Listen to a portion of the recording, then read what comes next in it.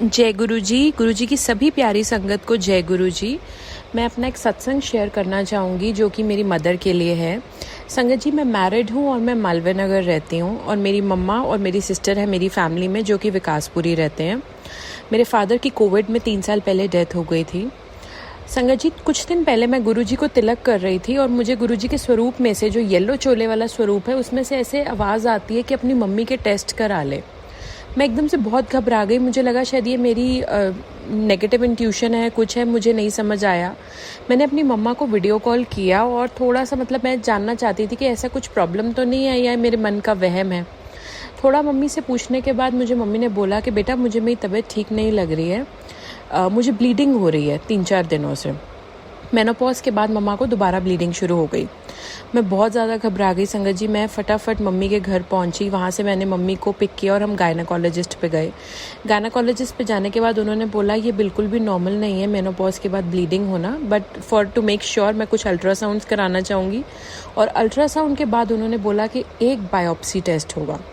Biopsy word सुनते ही हमें बहुत घबराहट होने लग गई, बट विद गुरुजीज़ ब्लेसिंग्स, उनका साथ था हर जगह, तो हमने बायोप्सी करवाई, मम्मा की बायोप्सी करवाई। मम्मी बहुत ही बोल्डली बायोप्सी कराने गई। जितना डर लग रहा था, लेकिन मम्मी ने बायोप्सी कराई। 3 से 4 मिनट में मम्मी की बायोप्सी हो गई और डॉक्टर ने बाहर आके बोला कि इसकी रिपोर्ट्स 3 से 4 दिन में आएंगी। एंड उन्होंने कहा I must say your mother is very strong. उन्होंने बड़ी ईजिली बायोप्सी करा ली।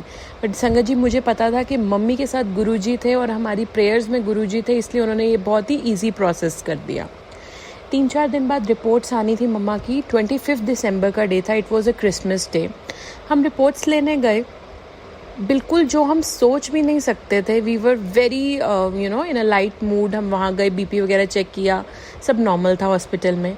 रिपोर्ट्स में आया कि मम्मी को 1st स्टेज का कैंसर है। आप सोच नहीं सकते, हमारे पैरों से ज़मीन निकल गई। जो हम सोच भी नहीं सकते थे वो बीमारी उस बायोप्सी रिपोर्ट में निकल के आई। डॉक्टर ने बोला आपको किसी बड़े हॉस्पिटल में ट्राई करना पड़ेगा because it's not a small thing. Early detect हो चुका है तो जितनी जल्दी इसका ट्रीटमेंट हो जाएगा बच जाएंगे और सेव हो जाएगी ये चीज़। बस उस दिन से संगत जी, मैं आपको बता नहीं सकती कि हमने हर जगह के हाथ पांव मारे। इतना हमने करा कि हम कैसे बड़े हॉस्पिटल में जाएं, क्या करें, बट गुरुजी का ही सहारा था। मैं लिटरली आपको कह रही हूँ, वो दिन था और आगे के सारे दिन मैं सिर्फ गुरुजी को अरदास करती थी, गुरुजी मुझे सिर्फ आप पे ट्रस्ट है। मैं और मेरी छोटी बहन है, फैमिली में बहुत सारे हमारे लोग हैं और सब हमसे बेहद प्यार करते हैं, बट स्टिल मुझे गुरुजी का आसरा चाहिए था कि आपने जो करना है मेरी मम्मी को इस चीज़ से आप बाहर निकालोगे। संगत जी, मैं आपको बता नहीं सकती, जिस हॉस्पिटल में पैर रखना इजी नहीं है, गुरुजी ने मेरी मम्मी का एडमिशन एम्स हॉस्पिटल में करा दिया। एम्स हॉस्पिटल में मम्मी के टेस्ट शुरू हो गए। ऑपरेशन की डेट हमें मिली 1.5 महीने बाद की। हमने बहुत रिक्वेस्ट किया कि हमें कोई पहले की डेट दे दीजिए, लेकिन वहाँ पर ऐसे इजीली डेट नहीं मिलती। और वहाँ पे जितने भी लोग हमारे साथ बैठे थे वो हमें कह रहे थे कि इतना आसान नहीं है एम्स में ऑपरेशन डेट मिलना, आपको जब भी डेट मिल रही है आप ले लीजिए। इस टाइम फ़िलहाल ये है कि आपको बेड मिल जाए वहाँ पे।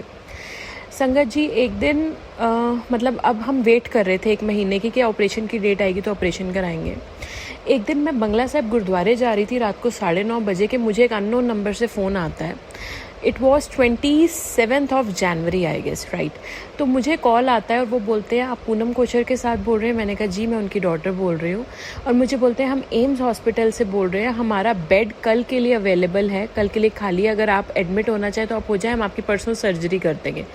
अभी मम्मी की जो ऑपरेशन है वो 20 दिन बाद होना था और वहाँ से मुझे 15 दिन पहले फ़ोन आ गया कि आप प्लीज़ कल आके एडमिट हो जाइए, हम आपको ऑपरेशन कर देंगे। संगत जी, गुरुजी के अलावा और कोई भी नहीं कर सकता था, क्योंकि गुरुजी को पता था कि इन बच्चों ने पूरा आसरा मेरे पे छोड़ा हुआ है और कोई हाथ पांव नहीं मारे थे, सिर्फ गुरुजी को सरेंडर किया हुआ था। हम सुबह सुबह एम्स पहुँचे, वहाँ पे जाके मम्मी का एडमिशन हो गया, हमें बेड मिल गया।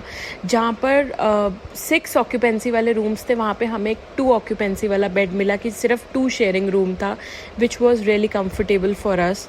ठीक है। और वहाँ पर आए लोग हमसे पूछ रहे थे कि आपको कितने टाइम हो गए एम्स में आते हो। तो हमने बोला हमने तो अभी 15-20 दिन पहले टेस्ट हुए और आज हमें फ़ोन आ गया कि ऑपरेशन करवा लो।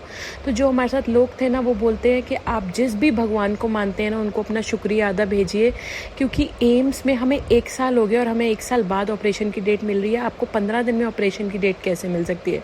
बट वो सिर्फ मेरे गुरुजी थे जिन्होंने हमें ऑपरेशन की डेट दिलवाई। संगत जी, मम्मी का ऑपरेशन थिएटर में लेके जाया गया 1 दिन बाद, सारे टेस्ट परफॉर्म होने के बाद। It was a major surgery. 6.5 घंटे मेरी मम्मी का ऑपरेशन चला।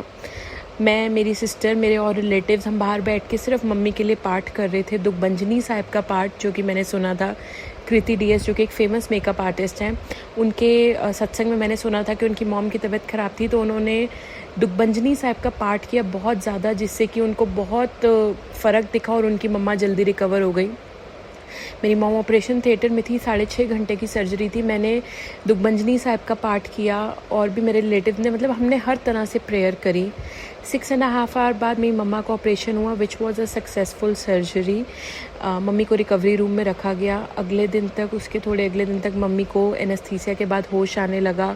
धीरे धीरे मम्मा की रिकवरी हुई।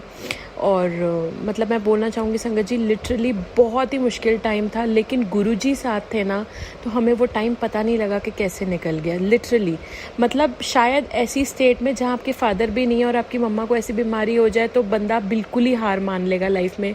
लेकिन मैं आपको बोल सकती हूँ संगत जी, गुरुजी थे तो हमारा ये टाइम निकल गया। और गुरुजी ना बहुत, मतलब बहुत ही 10% में आपका वो काट देते हैं। हमें ये सत्संग छोटे छोटे ज़रूर शेयर करने चाहिए, क्योंकि हमें नहीं पता कि किसको हमारे सत्संग की ज़रूरत होती है। और गुरुजी ने ना एम्स में सारा प्रोसेस, ऐसे ऐसे बंदे, ऐसे ऐसे डॉक्टर्स हमारे साथ जोड़ दिए जो बहुत ही फ्रेंडली नेचर के, और हमें जो रूम में साथ वाले बेड पे भी पेशेंट्स मिलते थे वो भी गुरुजी के फॉलोअर। तो मतलब एक ना बहुत परिवार टाइप फीलिंग आता था वहाँ पे, कि हॉस्पिटल में रहकर भी हॉस्पिटल वाली वो गंदी फीलिंग नहीं आती थी। तो संगत जी, मैं बस आपसे यही कहना चाहूँगी, गुरुजी बहुत सबको ब्लेस करें। गुरुजी आप सब पे अपनी कृपा बनाई रखिए, और जो भी इस टाइम जिस भी कष्ट में है, आप प्लीज़ उनको उस कष्ट से बाहर निकालिए और सबको बिल्कुल ठीक करिए। सबके पेरेंट्स को, सबके बच्चों को बहुत लंबी लाइफ दीजिए। जो भी किसी प्रॉब्लम में, किसी बीमारी में, आप सबको ब्लेस करिए गुरुजी।